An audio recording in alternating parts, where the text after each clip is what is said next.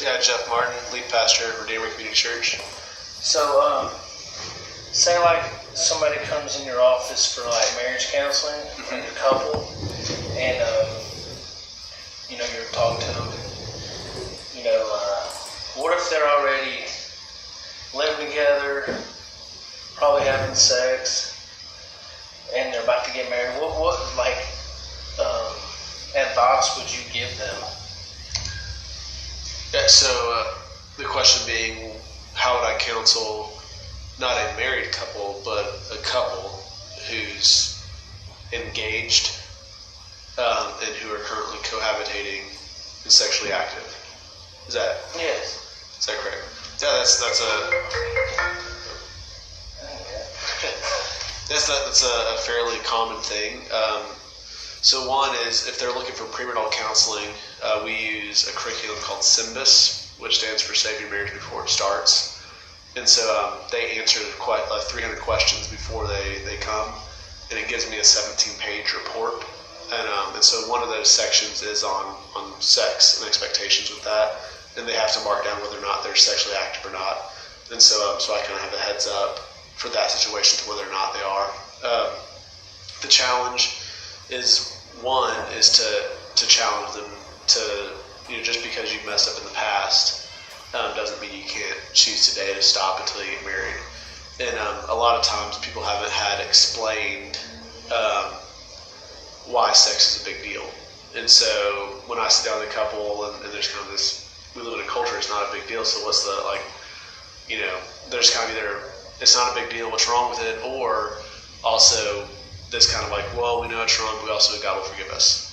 And so I try to explain to them, we have to understand that, the sex ethic that we live in is there's kind of two extremes. There's a super ultra conservative side of things that thinks sex is kind of dirty, and assumes we do that to make kids, and other than that, we just don't have sex. And that's really kind of the extreme from just kids growing up hearing don't have sex, it's bad, then they get married and it's been ingrained in their head that sex is bad, so it's hard to break that mold. Then there's also another extreme, which is basically sex is just an appetite. It's something that, if you want to eat food, you eat food. If you want to have sex, you have sex. And so we have to understand that the Christian ethic is neither extremely liberal or extremely conservative. It's actually in the middle, that it sees sex as something wonderful and beautiful, but reserved for marriage.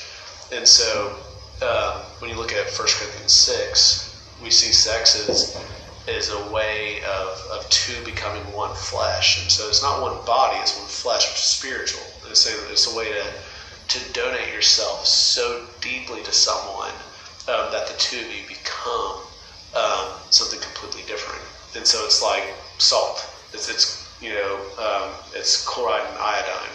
And it's not just a pile of chloride or pile of iodine. So there's this bond that connects them that makes them something uniquely different. So sex is something that makes us, yes, we're the same, we're ourselves, we're also radically changed. And so God wants that to be reserved for marriage.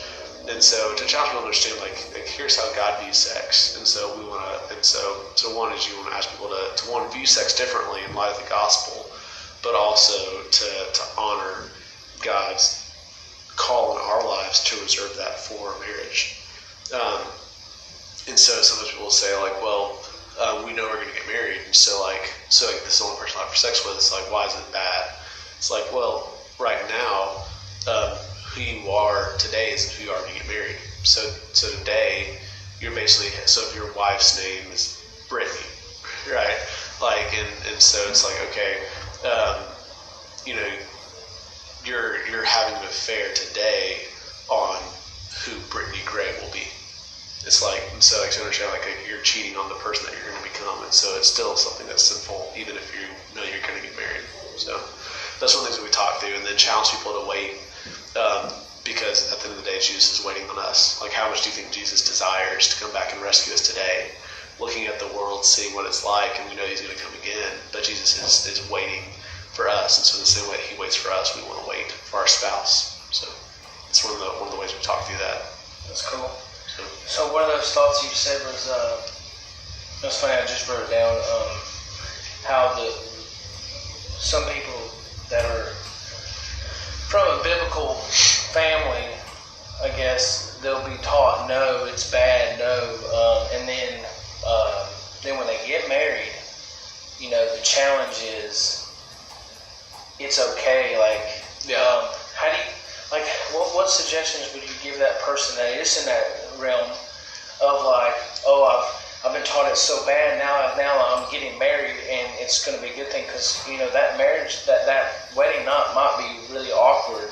Yeah. Now, how would you give somebody that freedom of confidence? Yeah, I mean, so one is just explaining to people that the same thing, like there's two different sex ethics. Ultra conservative is bad, ultra liberal is just an appetite, and how there's a balance. So the same way that you want someone who's more liberal in their understanding of sex to understand, to lean more conservative, you want the person more conservative to lean towards the middle as well. So I think you can walk through that same explanation of what the Bible defines sex as. So, and like it's a way of donating yourself, where the two of you become one spirit, one flesh, something deeply intimate, where you're radically different. But I think it's important to explain to couples that that sex at the end of the day isn't technique.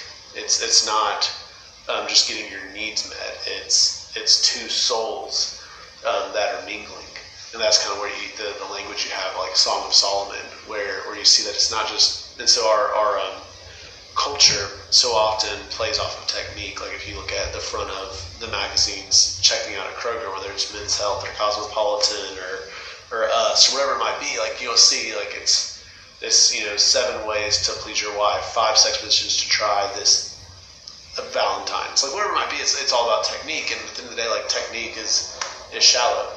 And so you understand, like that's where I think when you look at Song of Solomon, and you see that the writer uses different words for love. And so where we have the same, like I love tacos and I love Lucy, like the word love is the same.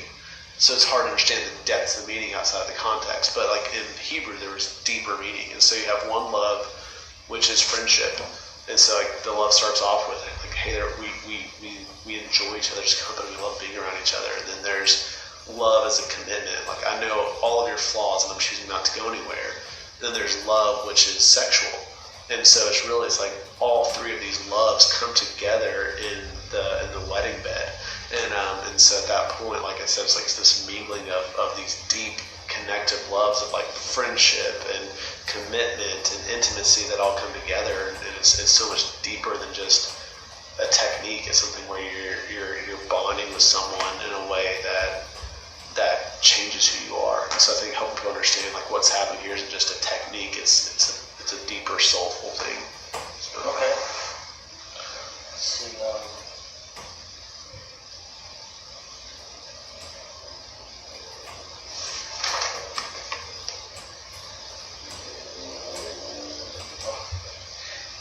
Yeah, here's a good question.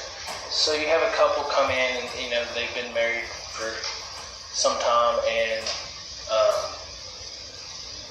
they're struggling with their sexual relationship because one spouse is infertile, like, and it's just like really ripping their relationship apart. What can you suggest to them? Yeah, so with that, on one end, when I do premarital counseling, we talk about expectations. So it's like, how often do you expect to have sex? And people will say, like, I think it's going to happen every night or every other night or once a week. And so you kind of make sure they understand expectations, because conflict is generally the result of unmet expectations. So if we can identify those, and so I'll ask questions like, what are other expectations? What kind of house do you want to live in? Who's going to do the dishes? Who's going to do the laundry? Who's going to gas up the car? Who's going to do yard work? Then we'll ask questions like, how many kids do you want to have? Have you ever thought about adoption? What spacing do you want the kids to be? Have you talked about how you're going to discipline kids? And so we talk about a lot, and one of the expectations we talk about is like, have you talked through infertility? Like, what happens if you can't? And so we want couples thinking of that before they even get married. That this is, and so the reason it's so important to have couples think about that before they get married is because when they get married, it's really not that uncommon. And so let's say you have a couple that's a couple years deep, And so they're like, why can't I get pregnant? I think on one hand you want them to see like this isn't that abnormal. Like you're not a freak. You're not being punished by God. And so I think that's one of the things to explain is like in light of the gospel, it's so easy for people to think like, okay, is God punishing us? Like, is there some sin that I committed? So for instance, we had a real life situation where a girl has not been able to get pregnant, and she had an abortion when she was in college, and she feels like God must be punishing her now for that. And so to teach gospel truth to her is to say, okay, let's think through this. Do you believe that God punished Jesus for all of our sins on the cross? Yes. All of our past sins, all of our present sins, all of our future sins? Yes. Like, so you believe that the full wrath of God was satisfied through the blood of Christ? Yes. Okay, so if God punishes Jesus and then turns around and punishes us again, that would be double payment. And so therefore he would be unjust. And if he was unjust, then he wouldn't be God. And so like what you're going through can't be punishment because Jesus already took that. So like please stop believing that lie. God is not punishing you for what happened. Did that break God's heart? Absolutely. But is God punishing you? No, you've been forgiven. So make sure they're not falling into that lie. Then to say, so if God's not punishing you, right? Like no matter what you're going through, like at the end of the day, like he's somehow forming you. And so what is God doing to form you into the image of Christ? And then I think encouraging them that you stand in line with so many heroes of the faith. You think about Abraham and Sarah. You think about John the Baptist. And so Jonathan and Elizabeth. You think about different couples along the ways that were infertile. It's like, man, like people fell into this trap of thinking that if people were infertile, that they weren't blessed by God, and yet God used the infertile to do some of the most incredible things in Scripture. So like you're not someone that God looks at as insignificant. He sees you as important, and that God can use your life to be a huge blessing to others. But I think one of the biggest things for people to understand is one is that they're not abnormal. That this isn't God punishing them, and then to encourage them. At the end of the day, I think walking through this with a support group is a huge help. And so we have resources at Redeemer where there's some couples that are older that have been infertile that want to be a resource to younger couples that are going through that. And so we have is at the end of the day, like my counsel is going to be a shadow of what they can get walking side by side with someone who's been dealing with this for 30 years of marriage. And so I want to direct them towards some better resources outside of myself. But I want to make sure that they know that they're not abnormal, they're loved by God, and they're not being punished for something. So that's kind of where my counsel will go, then I will pass them to a better resource. Yeah, that's powerful. So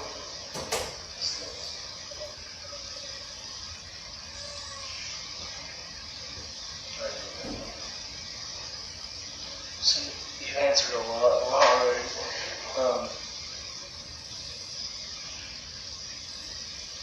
Okay, what about somebody comes up to you and what are your thoughts as to what the Bible says about sexuality and being single and maintaining spiritual integrity? Well, can you clarify that a little bit? Like, say somebody comes, they're single, and you're human, so you're gonna have like feelings of like temptation or whatever. Yeah. How does that person maintain integrity to like clean, like being pure? Yeah.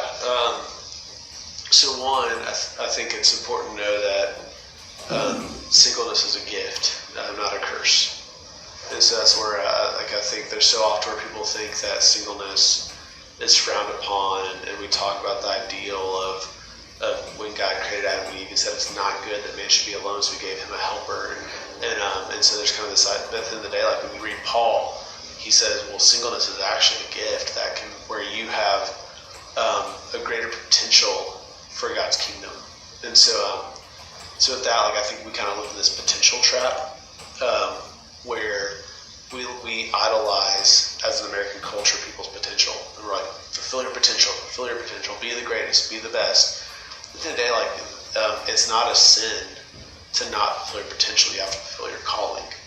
And so I might have the potential to do a lot of things for God's kingdom, but I have a calling to love my wife and love my kids. And so to fulfill my potential would take me away from my calling. And so for me to love my wife and love my kids means that I'm never going to tap into my full potential for God's kingdom. And it's not a sin to not tap into that potential. And so I think encouraging someone who's single is like, hey, look, like whether this is a lifetime thing or a seasonal thing, like you're in a position to exercise more potential than someone like me. And that's good. So don't see it as a curse, see it as a blessing. God's positioned you to be used for his kingdom in a way that others can't. And so one is just to understand that like it's not a bad thing. But two, Paul's pretty clear that like if you burn with desire that you should get married. So like at the end of the day, like if you have sexual desires, I don't think you're called to singleness. And so the follow-up question may be like, what about someone who has same-sex attraction? And I would say to that person, like, you're not called to be heterosexual, you're called to be holy. And so it doesn't mean that like you're going to magically be made straight or where you're going to be attracted to the opposite sex, but like God has a greater desire for you to holiness. And so just because you desire sex, and that's a natural desire for you, it's an unnatural desire by God's design because it's a result of sin. So I don't think it's right for you to pursue marriage of the same sex. But so let's say it's a heterosexual relationship, or a non-relationship, heterosexual person who has sexual desires. How do we maintain that? How do you keep that in check? It's like, man, like I struggle, like I want to have sex, and so it's the lesser of two evils. Like I can either go out downtown on a Friday night and hook up with a girl, or I could look at something online and masturbate, and then not have that desire when I go out of town. So it's the lesser of two evils. So what's wrong with masturbation, or what's wrong with looking at stuff online? I think that's where we have to look at, Paul in 1 Corinthians 10, verse 8, calls us to be careful with sexual immorality. And then verse 14, he says to flee from it. And so I think we have to realize that, like, so often what we do as a culture, as we flirt with sexual immorality instead of running from it. And so for the person who's trying to maintain integrity, to use that word that you said, so like, one is we can't be in a position of flirting with it. We have to flee from it. Think about what Jesus said in the Sermon on the Mount. Like, Jesus isn't lowering the bar of sexual morality, he's raising it. So when he says, you've heard it was said, do not commit adultery, but I tell you, anyone who looks at a woman lustfully has already committed adultery with her in his heart. It's better for him to gouge out his eye to enter the kingdom of heaven, or to go through it's better to lose an eye than to